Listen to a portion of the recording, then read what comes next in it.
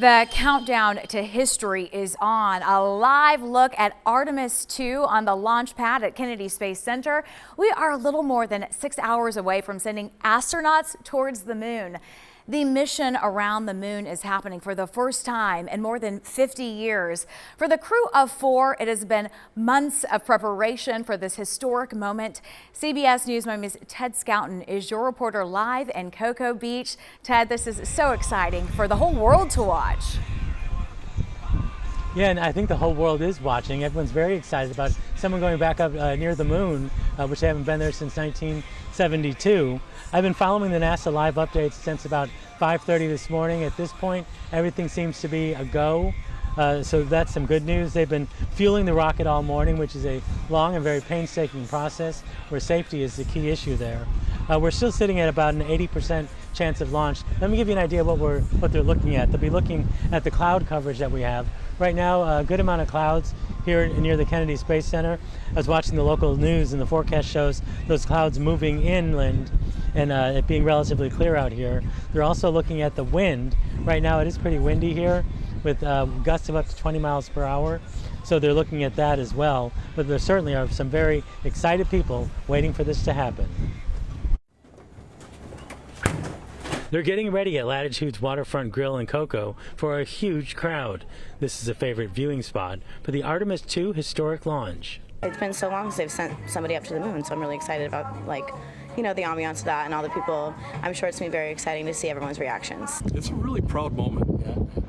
It really is. It'll be emotional. Seeing a manned launch is on Dan Ripple's bucket list. He's camping out on the coast, beaming with pride. When you think about all the parts and all of the man hours and the expertise that has to go into something like this, it's a real source of pride. So when we reach all stages replenish, that's when the teams are going to be ready to send our astronauts to the launch pad. This morning, crews began fueling the rocket for a planned blast-off tonight for a 10-day mission that's further into space and faster than any human has traveled before, at about 248,000 miles from Earth. It's exciting. I mean, since Apollo 17, we haven't sent astronauts up into deep space, and so this is really a historic journey. On the journey, the 4 astronauts will cover 685,000 miles, flying up to 6,000 miles above the moon's surface. They'll fly on the far side of the moon. It is going to be pretty unique. They'll see some of the lunar surface will be in darkness, no sunlight on there, so they'll be looking for things like impact flashes, when micrometeorites hit the moon.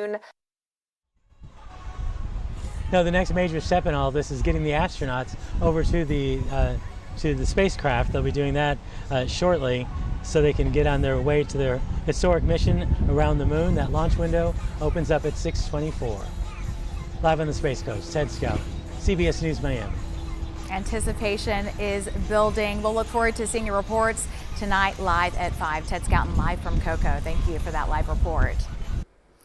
And Lisette, so far so good. It sounds like the weather, we're anticipating it's going to hold up. Yeah, 80% chance of a go, so no pressure, right? Yes. But wow, Ted has the best gig. And also the first female astronaut headed to the moon. So just a historic launch all around. And we're taking a view here at Cape Canaveral because this is where the focus will be. All eyes here along this radius of 11.5 miles. And as we take a look, there are a lot of rules. If you check out the NASA website, it's really cool. You'll see the weather criteria, and Ted just mentioned the clouds. There are clouds around now. Now we're looking for those towering clouds into the air. They need to be below freezing, and the wind, of course, is also an important part of this. And the wind rule is at heights of 132 feet, max sustained winds 33 miles per hour at height of 457 feet, max sustained winds of 45 miles per hour. As for now, there's a 20% chance of a no-go, but we're hoping all systems go at 6:24 p.m. when that launch window opens up. As for now,